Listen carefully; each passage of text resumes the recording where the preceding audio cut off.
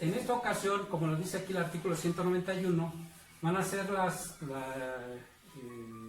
nos dice sobre el factor de salario real y cómo lo va a estar representando.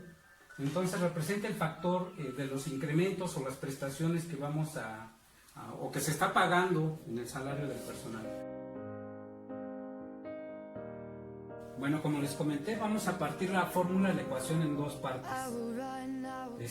El PS es lo que nos va a representar en fracción decimal las obligaciones obrero-patronales que deriva del Seguro Social. Eso lo vamos a ver en una segunda parte. Ahorita quiero que quede muy claro lo que es el TP sobre el TI. Es la misma ecuación, por lo tanto lo vamos a calcular una vez o lo vamos a determinar para poderlo después operar. Pero es importante que siempre se vayan al artículo 191 del reglamento de la Ley de Obra Pública. Por lo tanto, para determinar los días laborados o los días que nos corresponde, que debe de pagar, o que se determina lo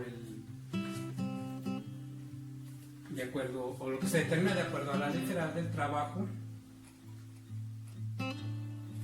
todo va integrado a un factor de salario real. En este caso los trabajadores, como dice el artículo 80, por eso lo puse en dos colores para que lo podamos separar, dice: los trabajadores tendrán derecho a una prima no menor del 25% sobre los salarios que le correspondan durante el periodo de vacaciones.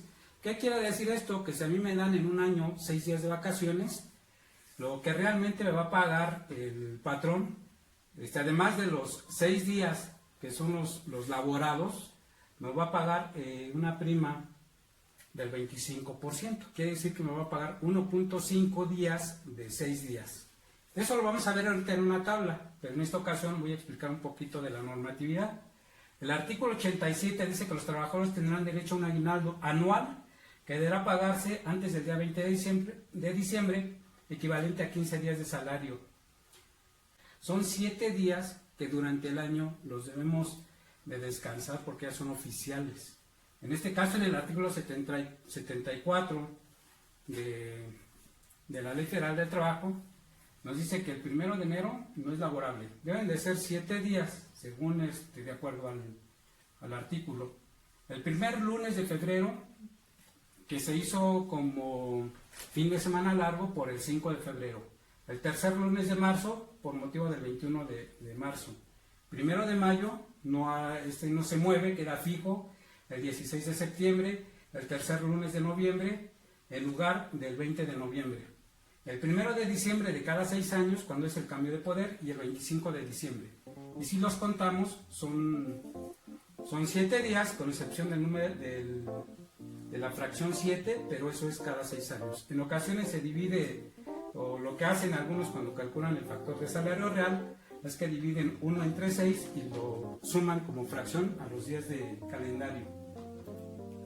Entonces, para esto ya tengo yo un calendario previo en el cual lo que les acabo ahorita de mencionar, tenemos nosotros que tener claro cuáles son los días que vamos a descansar. En este caso, los días calendario para el 2020, estamos hablando de 366 días.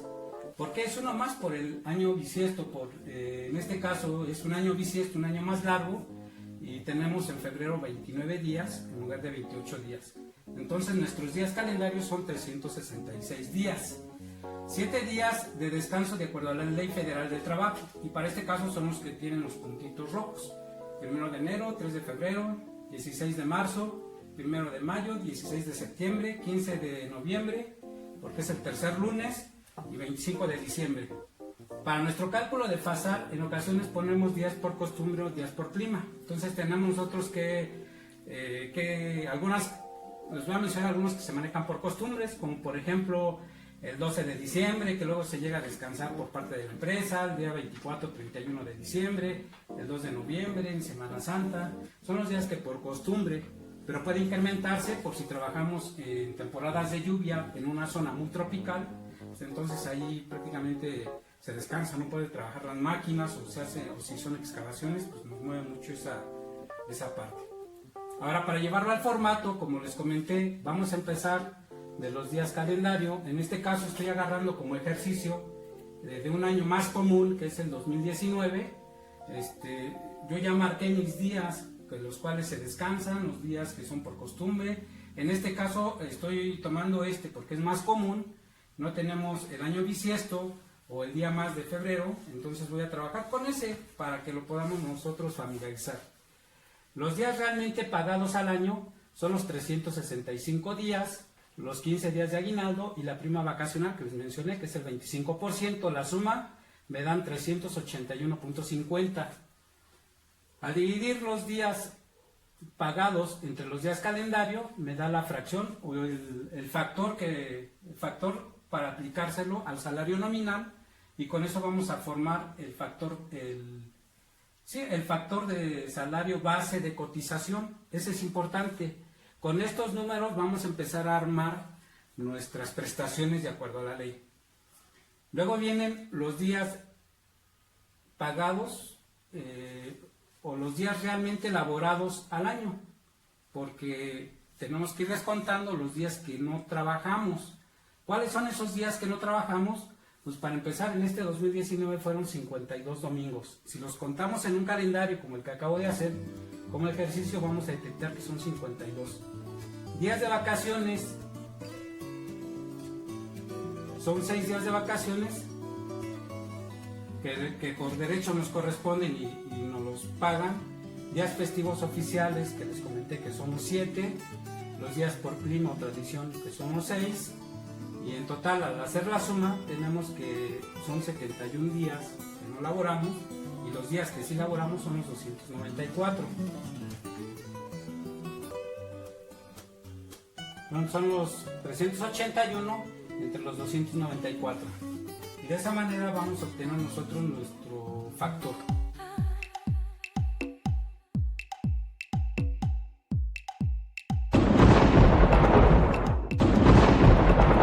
Bueno, vamos a continuar con la siguiente parte de la ecuación para determinar el factor de salario real. En este caso son las prestaciones del Seguro Social, que es el PS.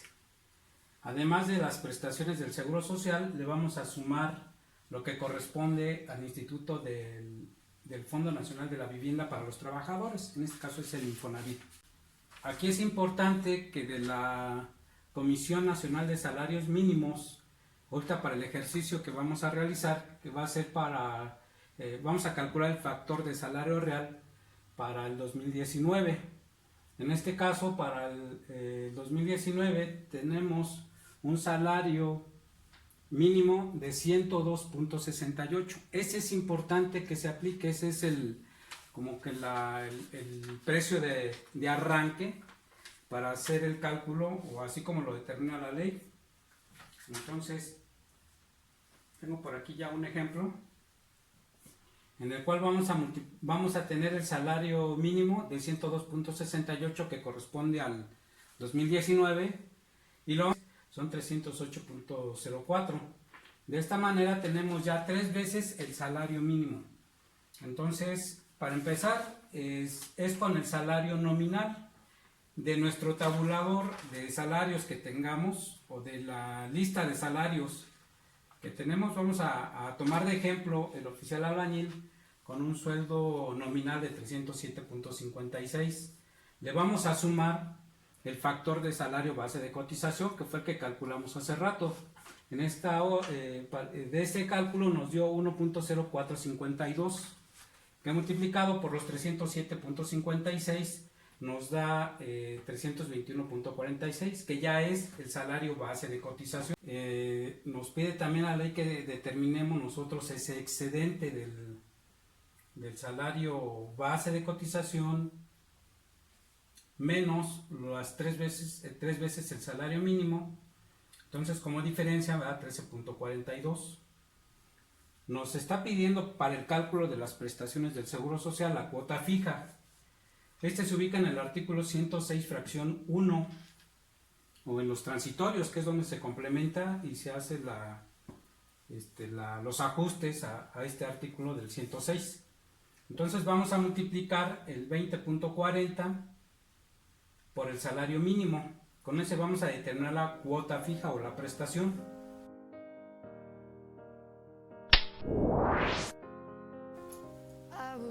¿Sí?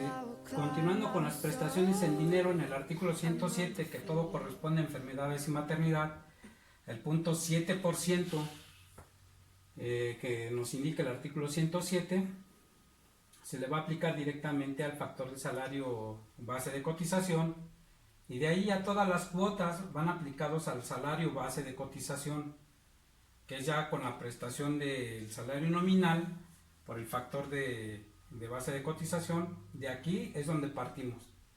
Entonces ya todas las prestaciones es ya sobre el salario base. En este caso, ya lo de invalidez y vida se aplica el 1.75%, lo mismo es sobre el salario multiplicado por el salario base de cotización. Las prestaciones para las guarderías, que es el 1%, de igual manera multiplicado con el salario base de cotización. La parte de retiros, la cesantía y vejez, que en este caso es el artículo 168 fracción 1, el artículo 168 fracción 2, que es el 3.15, y vamos nosotros determinando la parte ahora es que en dinero, para poder nosotros ahorita al final determinar el factor del seguro social. Entonces, la parte de riesgo de trabajo, en el artículo 73 nos indica que todo depende del giro de la empresa. Y ese factor para una empresa que va empezando, ahora sí que empieza con un 0.5%, de ahí va subiéndose dependiendo del riesgo de trabajo de la empresa o el giro al que se dedique, si tiene trabajos industriales si es una empresa que ya tiene más tiempo en el mercado de la construcción, anualmente le pide el Seguro Social hacer un estudio dependiendo de cuánta gente se fue de incapacidad, si tuvo fallecimientos en la empresa. Entonces este factor va subiendo, son las cuotas que luego va pagando el patrón. Todas estas cuotas que estoy mencionando, o los porcentajes, son las patronales. Ahorita de momento en los mismos artículos nos van diciendo qué parte es del patrón y qué parte es del trabajador, pero para este ejercicio estoy tomando todos estos valores, son los patronales. Entonces hay que tener cuidado con el riesgo de trabajo, siempre pedírselo a una empresa que ya existe, o en su caso con ellos determinar si es nueva, de un año, que tenga un año de haber surgido, pues entonces tomamos la mínima que nos indica el Seguro Social. Y en el artículo 29 de la ley del Infonavit nos dice que la aportación es del 5%. Entonces tenemos nosotros que tomar el 5% de esa prestación, pero todo va multiplicado sobre el salario base de cotización. Hacemos la suma de todas las cuotas y nos da aquí en dinero 69.81 pesos, que es dividido entre el salario base de cotización y nos da ya el PS, que son las prestaciones del Seguro Social, o el factor de prestaciones.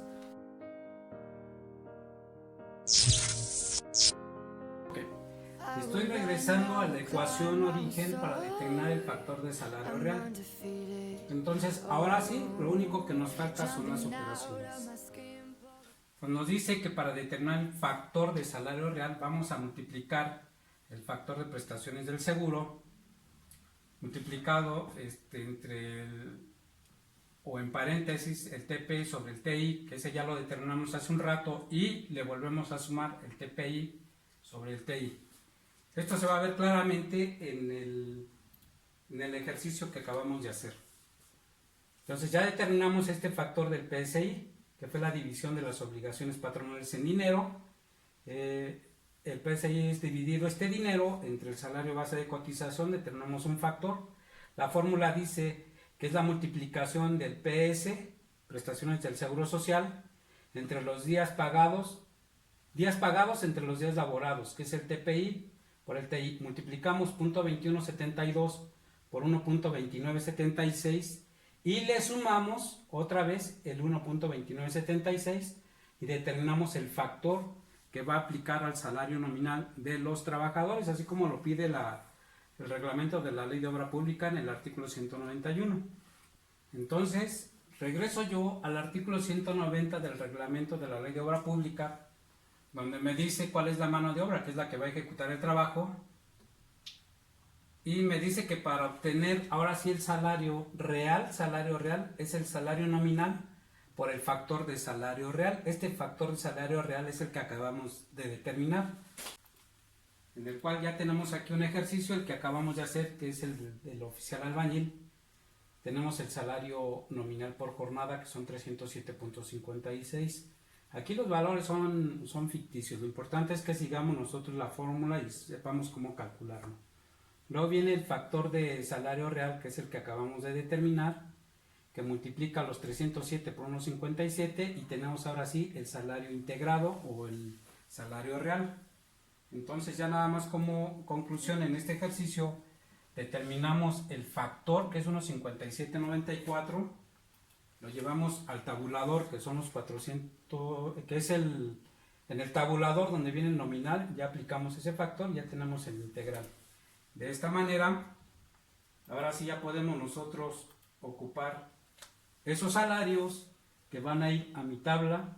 Yo ya voy a tener los salarios de cada uno de los trabajadores, en este caso es la columna F. Esos salarios son los que vamos a utilizar en los precios unitarios. Entonces, hasta esta parte es el factor del salario real. Ya nosotros, cuando empezamos a hacer los precios, ya entramos al tema de los rendimientos, y eso ya es ya dependiendo de la actividad, de donde se vaya a ejecutar, ya lo vamos a seguir viendo en otro tema.